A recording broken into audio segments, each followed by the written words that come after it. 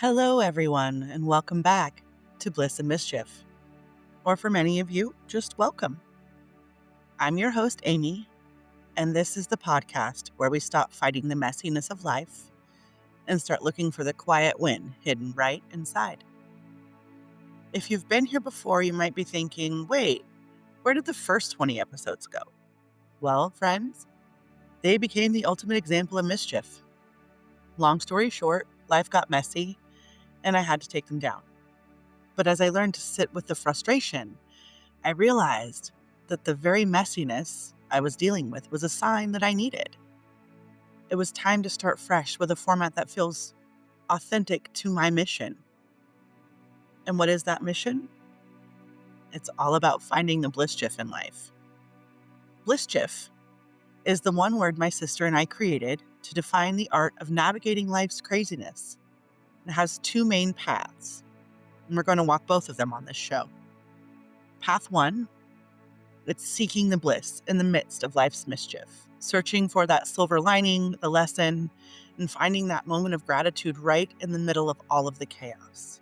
And path two, and this is the most important one, is when bliss is absolutely nowhere to be found. It's about choosing to sit in a place of neutrality and self-compassion. No judgment, no forcing, just gentle acceptance. Every episode, we're going to dismantle a mindset myth that causes unnecessary mischief. And then we'll show you how to find your Blisschief. And today, we're starting with the most fundamental myth of all. The myth that everything needs to be perfect in order for you to find peace or happiness. Okay.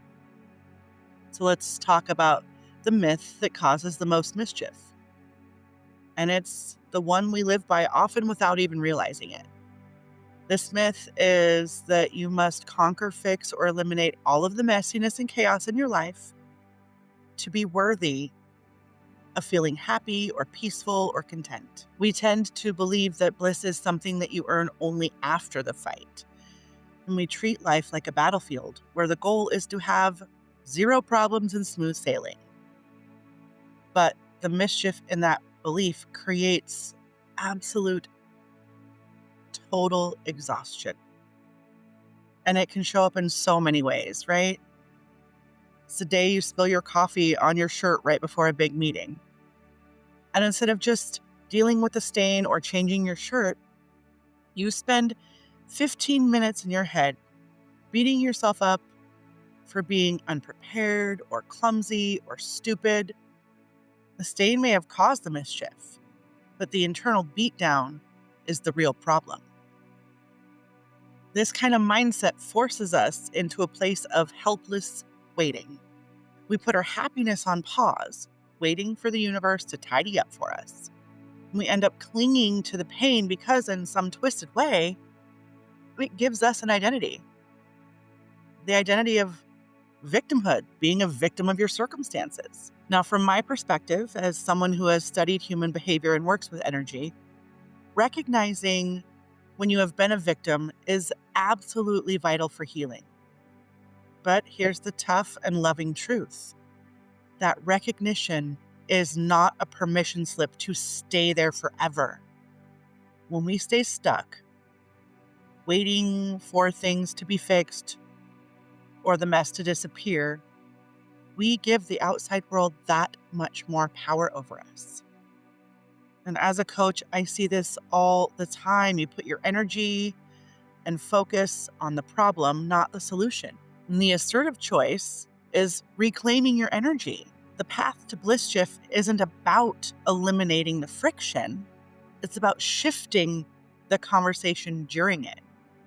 So let's stop fighting the mess and instead flip the script. I want to talk about two truths that unlock Blisschief and help you take your power back.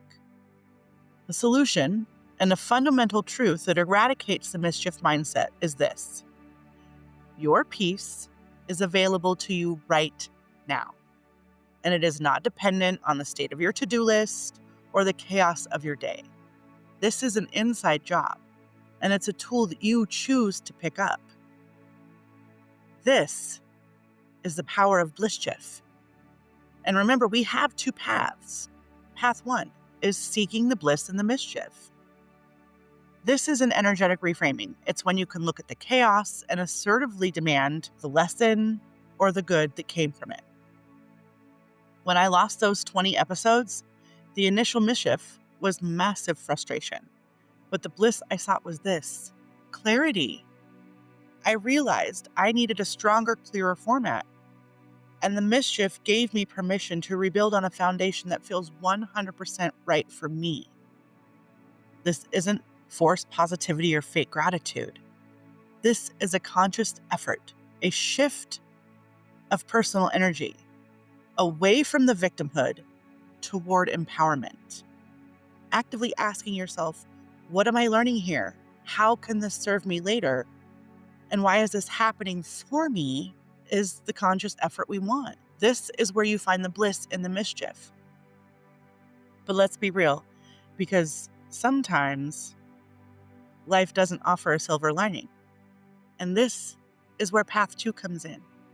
Path 2 is sitting in neutrality and self-compassion. Because when life doesn't offer a silver lining, because maybe the grief is too big or the pressure is too immense and the chaos is just chaos, the bliss just leads to more mischief. And this is where you bring your practical tools of self-management, because neutrality here is your safety net. Self-compassion is not pity. It's actually the most assertive thing you can do for yourself. It's allowing yourself to say, this situation is genuinely difficult. And I'm not failing because I'm struggling. I am a human being having a difficult human experience, and that's okay.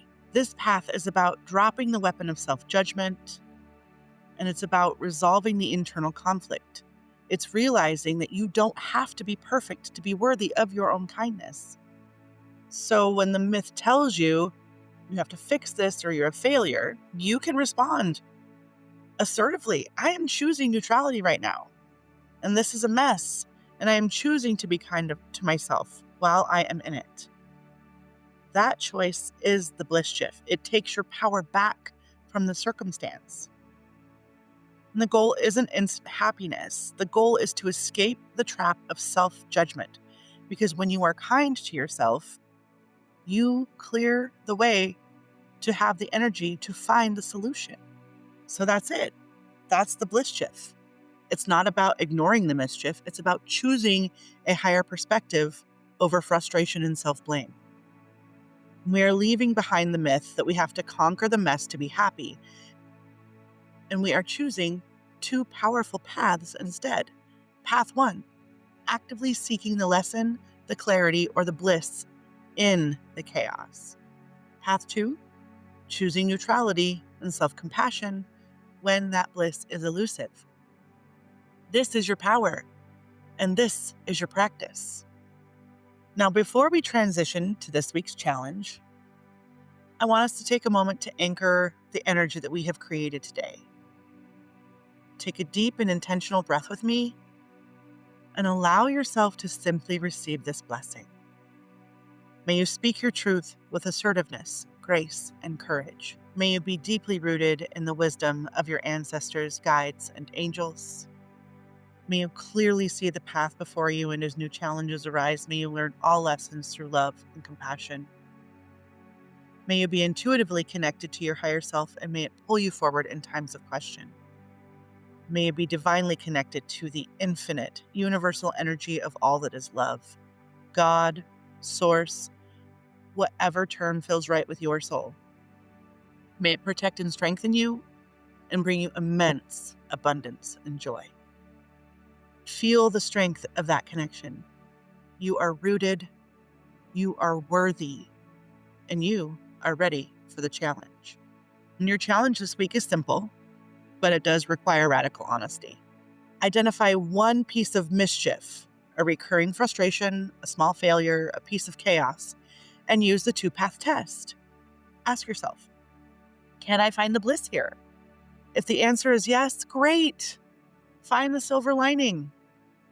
If the answer is honestly no, then their job this week is to use path 2 and simply say, this is hard and I'm going to be kind to myself while I deal with it.